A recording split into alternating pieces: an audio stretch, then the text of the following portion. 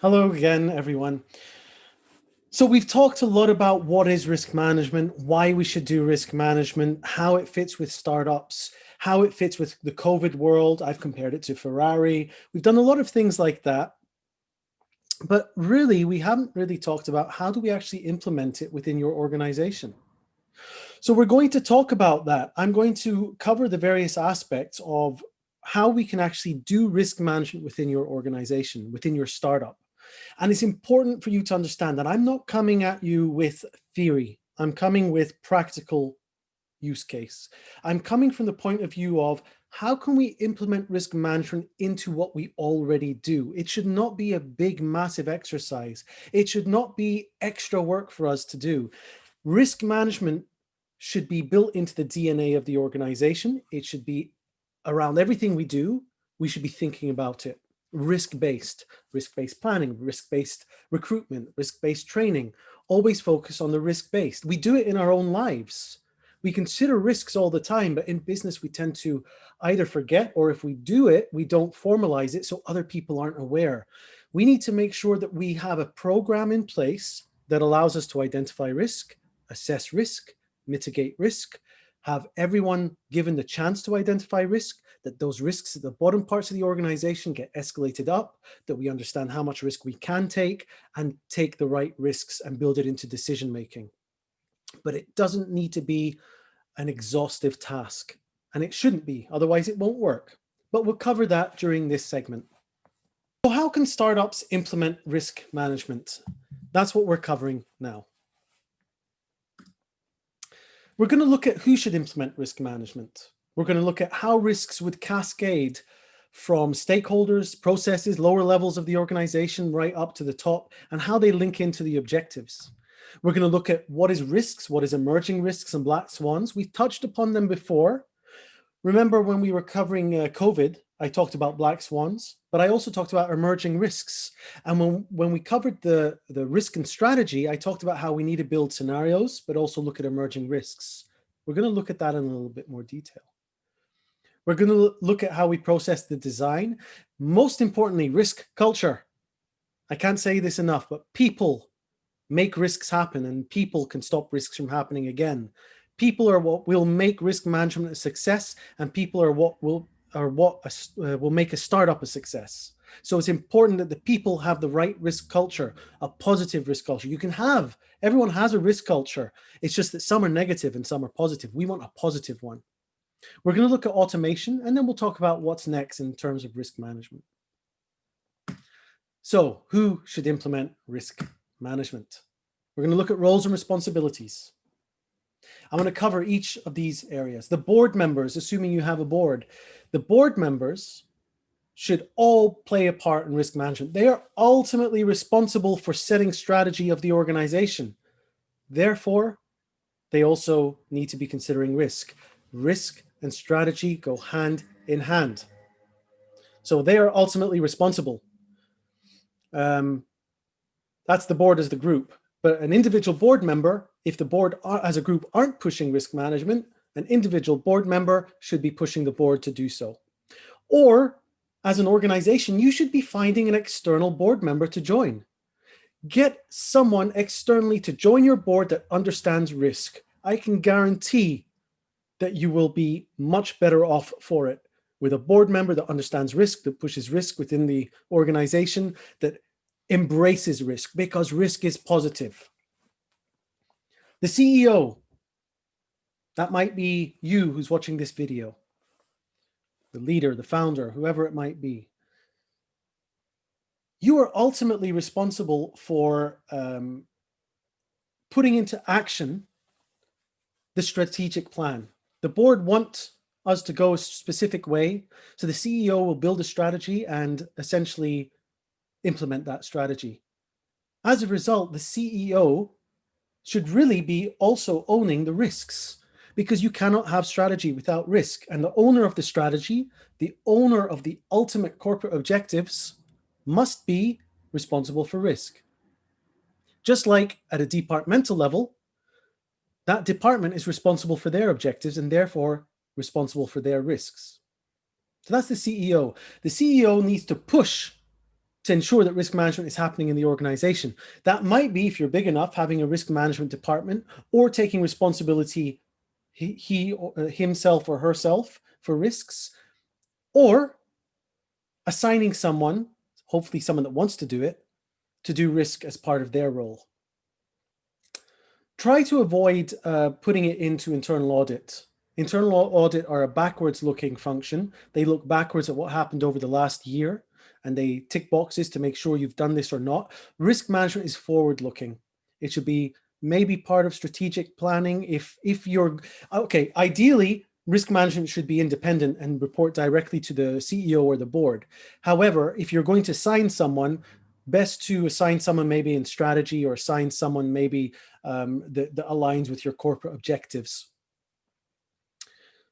The specialist risk management function, if you set up a department or give someone a role of risk manager, it's important to know they are not responsible for managing risk. They are responsible for setting up risk management as a process, designing the process, and the process needs to be fit for purpose, by the way. No one process in any organization is the same.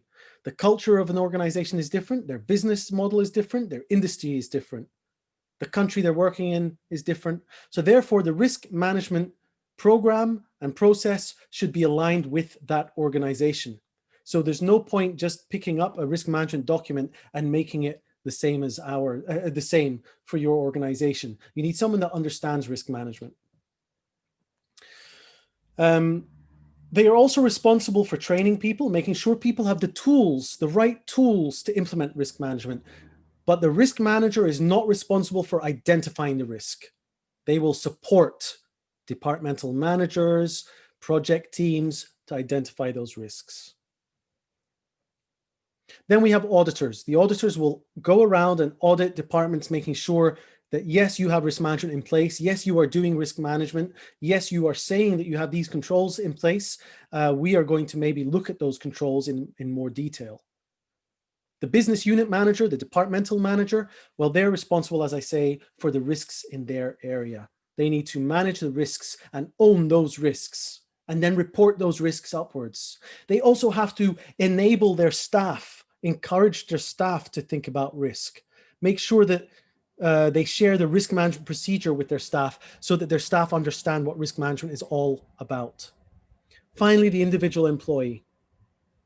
Everyone is responsible for managing risk. Every employee, right down to the janitor.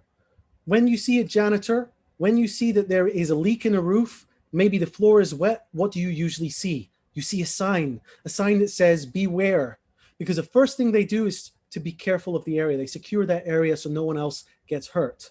Then they'll go and get their mop and then they'll clean it. The janitor is doing his or her job by identifying risk right at the bottom level, because you might think that that's so what? It's a silly job. No, it's not. Imagine if the CEO, or worse, a CEO from another company comes, slips, falls, cracks their heads, ends up in hospital. Number one, huge lawsuit. Number two, you've just lost a deal. Number three, you might have a really bad reputation. It might get put out into the media. That janitor has just saved you. So everyone has a responsibility for managing risk, and we need to make sure that they understand what they should be doing. There will also be risks right down at the bottom of the organization that at a CEO level you have no idea about. And when we identify risks down there and they get escalated up, you will soon realize, oh, we've got a problem. We talked about this before. We should be doing risk management at all stages of your life cycle. From right on the formation, which is the best time, identify risks to your strategy. Why is it the best time? It's the best time because at the outset, when you set your strategy, if you see a risk, you might realize your strategy is not fit for purpose. It's better to know now and change a piece of paper, or maybe spend a couple of extra hours or a couple of extra days brainstorming to come up with a solution or a different alternative, than it is to go with it, realize, and then have to change your whole strategy when you've already bought equipment, you've bought space, and you realize, oh, this isn't the right space, or this isn't the right equipment. We should have done X, Y, Z. You could have changed that at the start at no cost other than 2 days of planning. So that's the best time to start, right at the beginning. So I've talked about identifying risks at all levels, but how? How do we do that? Where do we do it? Everywhere. At the operational level, we should be looking at what will affect the achievement of our operational objectives. Those are the risks. Teams within departments should be identifying risks to their objectives. At a departmental level, the manager with their team should be identifying risks to their departmental objectives. At the top, we have the corporate objectives, the strategic objectives. Identify risk to those. The strategic plan is a good start. At a partnership level, if you are in a partnership with 2 or 3 partners, you will have separate objectives to the strategic plan. You will have your own set of objectives as a group of partners. Identify risks to those objectives together. And in projects, where you have projects, you have a schedule and a cost attached to it, a budget and a schedule. Make sure that you are identifying risks that will delay you or make you go over budget, or that will lead you to a quality of product that is not what you expected. Identify those risks. We're identifying it everywhere. The idea is we should be identifying risks, putting them in a risk register, assessing them on a risk matrix. So we might have 20 teams within our company that fall within 5 or 6 departments. Those 20 teams should be identifying risks to their own objectives. The top risks that fall into the red should be escalated automatically to their departmental heads. The department will then consider those red risks and either escalate them onto their risk register, or they'll say, we understand it's a risk, we'll give you a little bit of extra cash. And by the way, there's a benefit. Imagine if you identify risk and you're able to communicate that above you to your managers, and they realize it's a risk and realize you need a budget to manage that. Now suddenly you're getting extra budget. How good is that? Win-win. You've reduced the risk and you're getting a budget to manage it. So it goes up to the department level and they will say, oh, that's a big risk, I didn't realize, we'll put that on our risk register, alongside the departmental risks that are being identified against the departmental objectives. Now we have 5 departmental risk registers, of which there's maybe 1 or 2 critical risks on each one. They get escalated up to the top, the strategic level. The CEO or senior management team will review. They'll say, wow, okay, 3 of these risks should come onto our corporate risk register. They're that big. The other ones, not so much. We understand that they're big risks. You manage them as a department. They're your responsibility. But for this one, we realize that you will probably need support from us. We'll give you funding for that.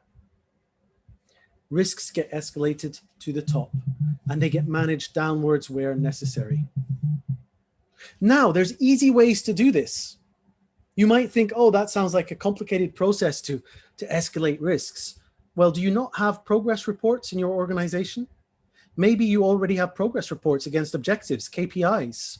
If you have progress reports on a monthly basis, quarterly basis, just add a section on risk for each department. The department tells you progress. We are doing this month. We have met this many % of our KPIs. Oh, and by the way, here's our top 3 risks. This gets reported. And then the next time, maybe we add a little bit more to it. We can add, okay, and this is what we're doing about it. The point is we can get more and more enhanced over time. Keep it simple to begin with. So we talk about risks, emerging risks, and black swans. We've talked about escalating the risks. Now we want to look at these because these are very strategic in nature. At the very top, senior management, after they have looked at this and they've got their corporate risk register together from the very bottom of the organization, they also want to look at risks to our strategic plan. We look at our strategic plan and look at the risks, but we also should look at emerging risks and black swans. We've mentioned Kodak and BlackBerry before. Horizon scanning, what is it? It's a systematic method for spotting potential causes of uncertainty in the future, ensuring adequate preparation, surviving threats, and exploiting opportunities. We need to identify trends, trends in the sector, trends in the country, trends in your region. Are there geopolitical risks in your region? Are there global trends? Maybe we've got a trend in America that you think might impact you in your own country or with the countries that you're trading with. What about technological trends? What trends are we seeing that may impact our business 5, 10 years from now? There was a rail company in the UK. They were building rail system, across a rail network across the country in the UK. Someone in that company said, what about climate change? This was about 20 years ago. Is this something we should think about? And everyone just said, no, don't be silly. There was no risk function at the time. So they built their rail network. Now, last year, we always get train cancellations in the winter because of snow or bad weather. And in the autumn, oh, well, there's leaves on the track. We can't operate. There's always an excuse. But now they've actually had to cancel traffic on the rail network in the summer for the first time because it's too hot because of climate change. And when they invested in the rail track 20 years ago, they didn't consider the heat increasing. So they bought a certain metal, steel, that wasn't capable of dealing with that heat. It was a little bit cheaper, but in the long run, they're going to have to change their whole network now because of climate change. If they had considered these trends, they weren't risks, they were trends, and considered how will this impact our business? And should we make a different decision today to prepare for that future? That's what horizon scanning is. Risks are usually a 12-month horizon. What is our objectives over the next 12 months? What are the risks to those objectives? Emerging risks are what is going to happen deep, deep into the future. And by the way, this is changing.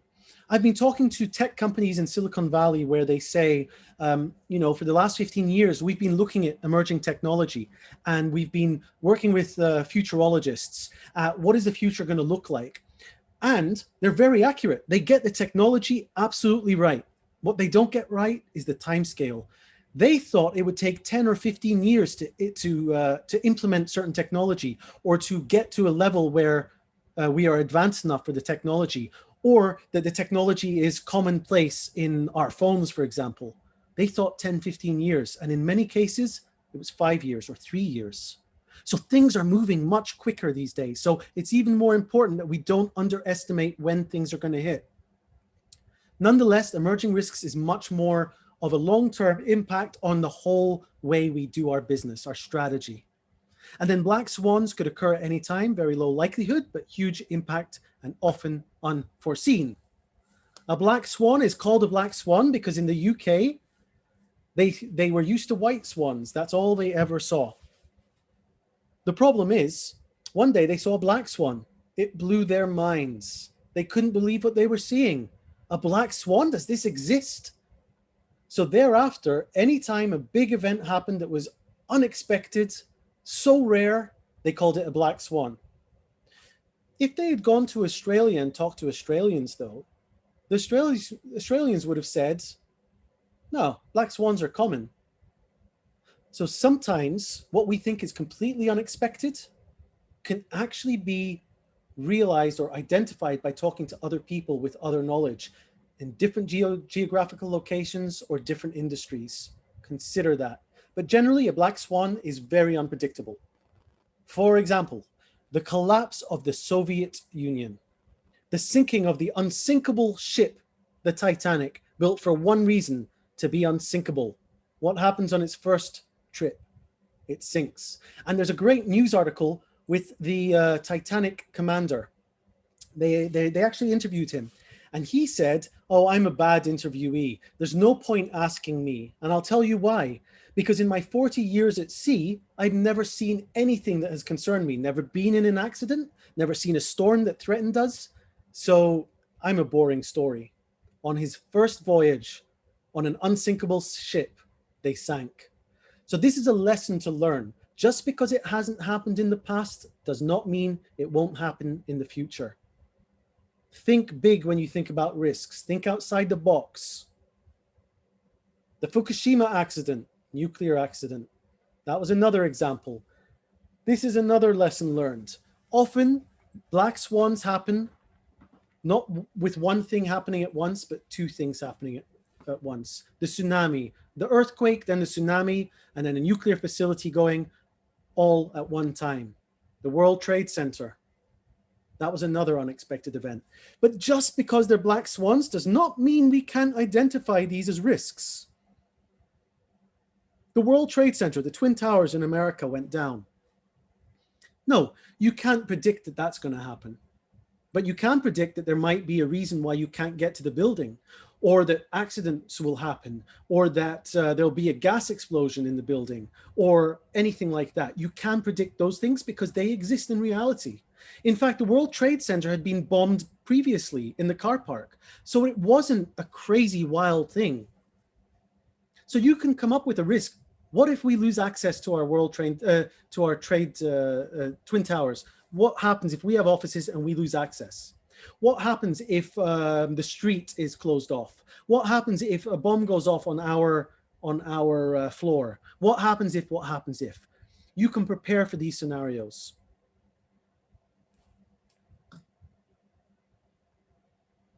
So that's the difference between emerging risks, black swans, and regular risks. So what about designing our process properly? The ISO standard, as you already know, there's a risk management process that you've covered. There's risk management principles and risk management frameworks. I encourage you to review the document, the publication. It's quite a nice thin publication, easy for you to read, easy to pick up and understand and implement anywhere. So how do you develop a risk management approach? Right, number one, create and sign off a risk management policy. You have policies for everything else, have a policy for risk management. The risk management policy should tell you who owns risk, who should do risk, and why we are doing risk. The higher management, the top management should be signing off there, and they should maybe be adding some comments about why they take risk management think risk management is important. Develop procedures. How are we going to implement the policy? How are we going to undertake risk management? What do you do to identify risk and assess risk? Form a risk committee. The CEO ideally will form part of this risk committee, and this risk committee can have external members. Bring in risk experts from abroad, risk experts from other industries, risk experts from your own town, risk experts from your own industry. Bring in risk experts to sit on the risk committee, one or two, or maybe invite them to come and present. But the risk committee essentially should be formed as a group under the CEO that will review risks on an ad hoc basis whenever needed and sign off on risks or review the risks that are escalated from the bottom up and approve them, approve budgets for them, and basically track that, make sure that risks are being managed. Assign a risk manager, ideally a full-time role. You're a startup, so I understand you might not be able to, but if you can, a full-time role. Someone that can go around the organization, sell the risk management concept, get them understanding what risk management is, make it second nature to them, really push the procedure out there and the policy, really push people to think outside the box, really support people in identifying risks in their department. Decide if you're going to use Excel to capture risks or use a risk software solution. Risk software solutions, I wouldn't worry about to start with. Get risk management right, then worry about the solution. Identify risks across all departments. Look at their objectives. Get them talking.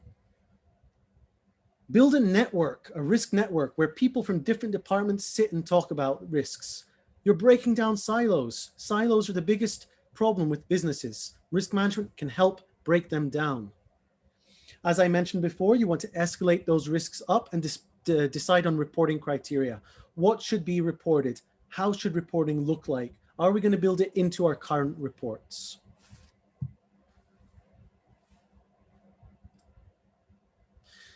I mentioned what the statement should include, but basically a statement should have a corporate management team statement, a tone from the top, a commitment to the effective management of risk.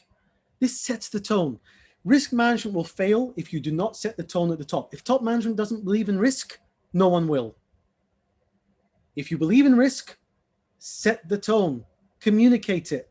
Make sure everyone knows. When Warren Buffett meets people at the coffee machine in his office, he says, oh, hey, what's your name? What do you do? And they say, oh, well, I'm responsible for this and this and this. He's like, okay, I'm not so interested in that. What are the biggest risks that you face in your job? That is his question. Because he understands, if you understand your risks, you will be successful. Tone at the top.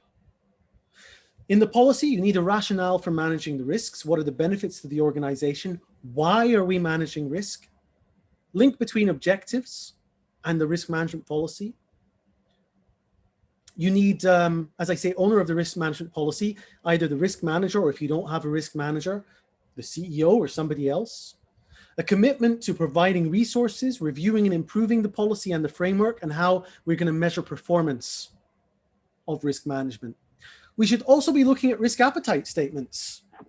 But this is something that you shouldn't worry about too much to start with. Risk management, risk appetite statements are essentially how much risk are we willing to take. As a startup, you have to be flexible, so it's difficult to set specific statements. Also, try to avoid statements like, we will not accept any, we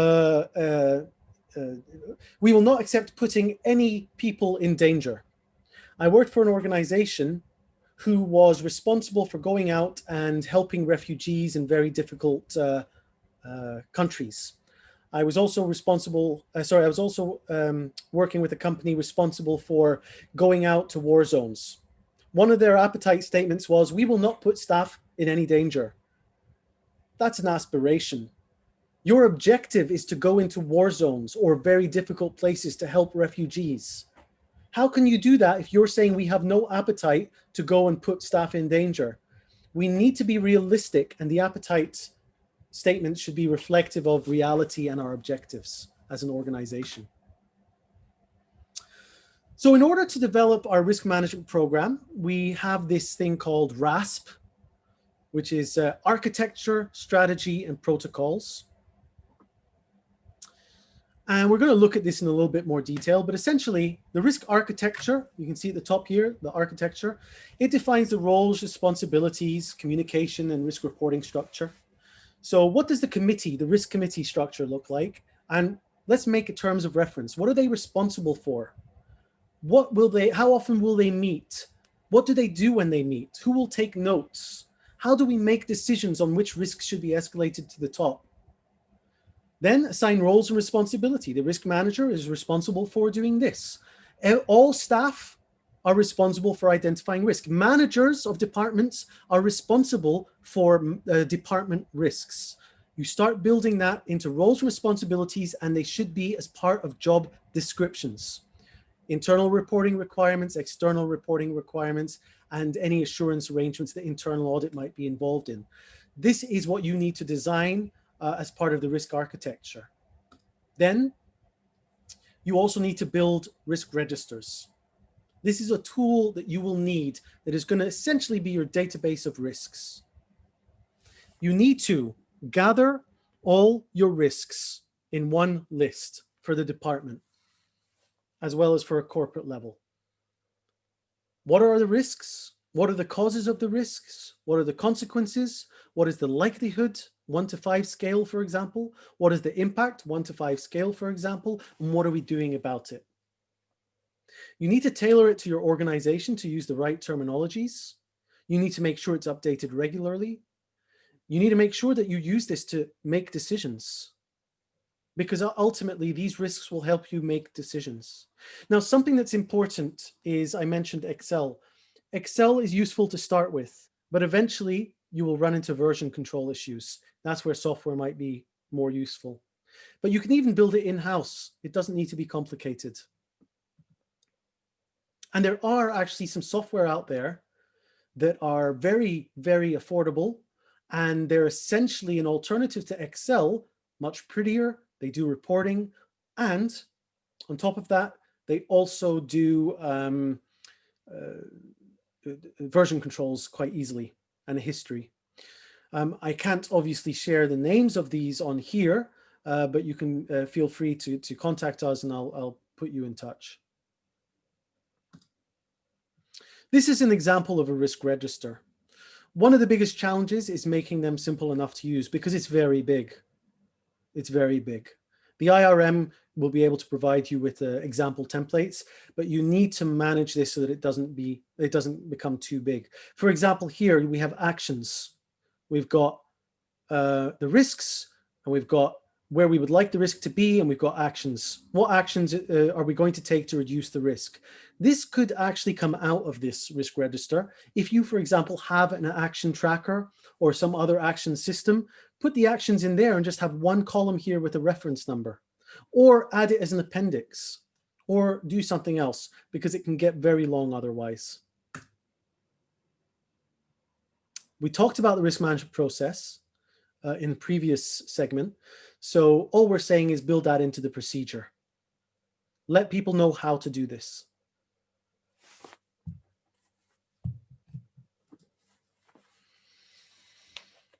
The most important part of the training, risk culture. In my opinion, you can have a policy and procedure. It means nothing if you don't have the right culture.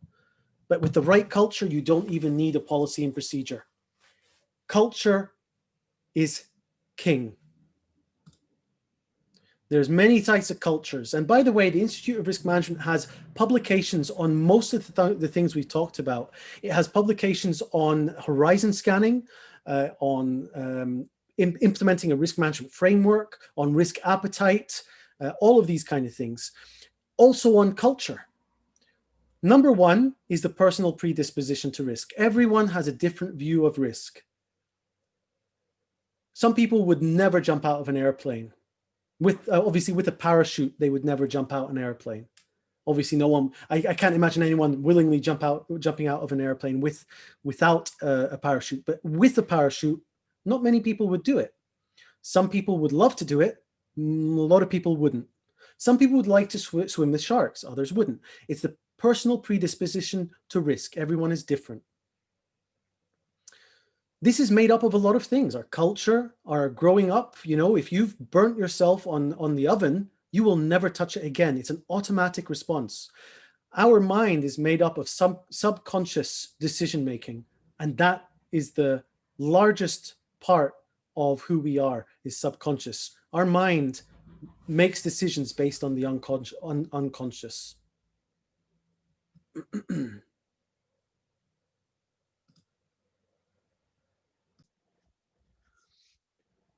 And that's pretty much what we're talking about with regards to personal predisposition to risk. Then we have personal ethics, which again is made up a lot about culture and so forth, but the personal ethics really makes up your workforce. Everyone has different personal ethics. One of the questions, and again, we go by risk-based recruitment, is to look at the ethics and behaviors of potential staff members that will join. Are they compatible with the vision and the values of our organization? Because at the end of the day, personal ethics will drive behaviors, and this drives group think. So where you might have one or two people behaving a certain way, if they're in a team, they could influence that team, and then you build a culture through that. And that's how you end up with a specific organizational culture. It's made up of all the people, all their behaviors, their personal ethics and views and beliefs and values, and then their personal predisposition to risk, especially when we look at assessing risk. If I ask you for a risk and you tell me that risk, I'll then say, what's the likelihood and impact? And you'll give me a value. It might be very different to somebody else and their value that they give you. And that's why it's important to run risk workshops where many people are in the room and we can have discussions and honest, open discussions around those risks. And then finally, that translates into the risk culture as well, from organizational culture. And risk culture is all about taking the right type of risks. We don't want a group of people who are taking risk for bonuses for the wrong reason. When bonuses are linked to performance in the sense of number of sales, you end up with a sales force selling things that you cannot deliver. And then you end up with a bad reputation. Oh, that's the company that when you buy something off them, they promise you the world, but they never deliver. Do you want to be that? If you do, then that's fine. If you're just a volume sales type company, but then you better lower your prices. So the risk culture is all about, are we working together as an organization, taking the right types of risk, understanding the risks, where the top management communicate what the risks are, the risk appetite. We will accept a number of sales as long as they meet certain criteria. Okay, now the sales team know what they should be doing. The sales team shouldn't just be focused on bonuses that are driven by number of sales, but the quality of the sales, for example. risk-based bonuses. The symptoms of an unhealthy culture are leadership not sending consistent signals on risk appetite, where the management might be saying, oh, we want quality, but at the same time, they're making sales themselves that doesn't seem like they're focused on quality, or they're trying to promise the impossible. That's not a good risk culture. Lack of transparency of risk information is also not good risk culture. What's the point of me asking you to identify risks if we're not sharing? The whole point is your department might have a risk that I can help you with, or your risk might impact me, or my risk might impact you. If we're not talking, if we're not transparent, we're not going to know this. If risks are not visible in decision making, what's the point of me asking you to identify risks? We escalate it up to the top and then nobody makes a decision on that. People don't care then. Why should we care about risk if no one else cares about risk? We've talked about the link between reward and appropriate risk taking not being clear. That's very important. And bearers of bad news are not welcome. If people in the organization don't like to talk about risk because it's considered bad, that's a problem. I've worked in companies where risk did not exist because people thought if we identify a risk, it means we're not doing our job and we might lose our job. Now, whether or not that was a reality or not, that was the perception that they had. There's a problem with the organizational culture where people feel that they're going to be fired for talking about risk. It's a poor risk culture. That needs to change. So how can we build a positive risk culture? Well, risk management fails when process is overly complicated, when it's too time consuming. The point I made earlier is risk management should be built into the DNA of the organization. It should be part of everything we do. Don't make it a whole complicated extra process. People will get turned off by it. They will also not have time to do it because they have their own jobs to do. It shouldn't be focused on filling out too many forms and risk registers. Yes, we have a risk register, but it should be simple to use.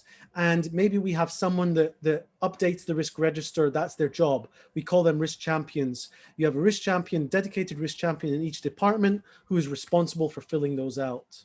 Don't be overly concerned about detail. Risk management should be dynamic. We should be talking about risk all the time. If we get stuck on detail, we'll never get around to dealing with the risk.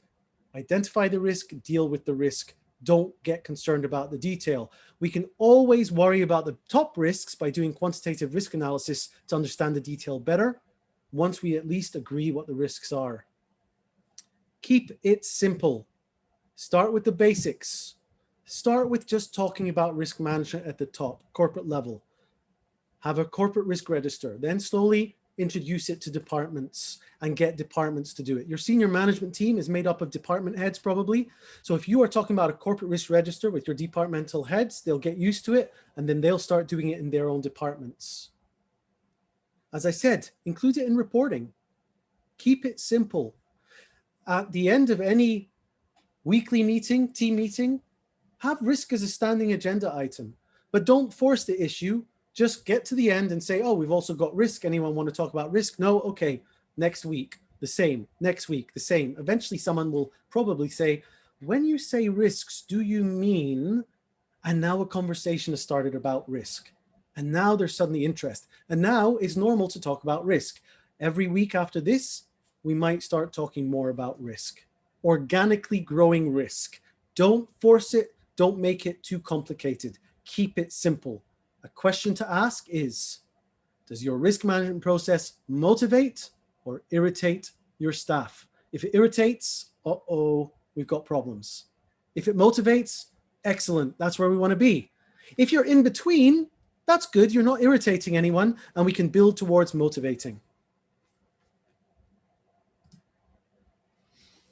Another thing we need to remember is, I've mentioned that all staff are responsible for managing risk. We forget, though, that they need the tools and the training to do so. So they need to understand what risk actually is and get the training for it. When you come to the road, what do you do before crossing? You look both ways, like little monkey there. He's looking both ways before crossing. Where does that come from? Do you just know to look both ways? No, you don't. As children, we learn. But how do we learn? Teachers, parents, they tell us, they train us. They also make us practice. You come to a road, what do your parents do? They stop you and say, what do we do? That's right, we look both ways. What else do we do? That's right, I've taught you well. We look at the red man. What does it say? Oh, yes, you're right. It says red man. What do? We stay. Good. Oh, look at that bad man crossing the road. He's crossing the road and it's red. Is that right or wrong? That's right, it's wrong. What do? That's right, you wait until it's green. Good boy or good girl. You are trained from a young age. Now, imagine if all the staff in your organization is trained to look both ways. Imagine if everyone in your organization looks both ways before they make a decision. Your company will be a success. So we need to train our staff to understand what risk is, to understand what the organization wants in terms of risk, what the appetite is, and how to take the right amount of risk, how to identify risk and escalate it accordingly. And that's risk culture. Build a strong risk culture. Automation. Automation is simply risk software. I don't want to get into this too much. There are software packages out there. They can be they can help with distributing the policy and procedures. They're very good at managing action plans. They can send out automated notifications to action owners to remember to implement your action. Deadline day is coming up. They help with version controls of risk registers. They can make it look pretty. They can help with business continuity plans, risk improvement plans. Often you can host it on the organization's intranet, so everyone has access. They have dashboards. It looks good. It can facilitate the collection and communication of risk information. You can get teams working together, make it interactive. It's very useful, but I always say get it right in Excel first, because risk software forces you down a path that you might not want to go. They force you to do it their way, and it can be expensive. But it does look good. This is some example of risk dashboards. You can make it so that different people in the organization get different views, different information. And what's next? AI is expected to play a significant role in risk management. Certainly within the next 1 to 3 years, we're going to see artificial intelligence play a major role in risk management toolkits. How do we identify risk? How do we gather information? AI should be playing a part soon. And if we talk about AI, we're not talking about AI replacing people. There was a test done where scans were given to pathologists.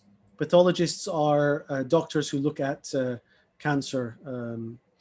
In this case, they were given cancer cells to look at, cells to look at and predict which ones have cancer. And the pathologists, just by looking and getting a bit of information, got 62.8% accuracy. Actually, AI got about the same, but together they got 97% accuracy. Together. It's about using AI alongside human expertise and experience, logical thinking.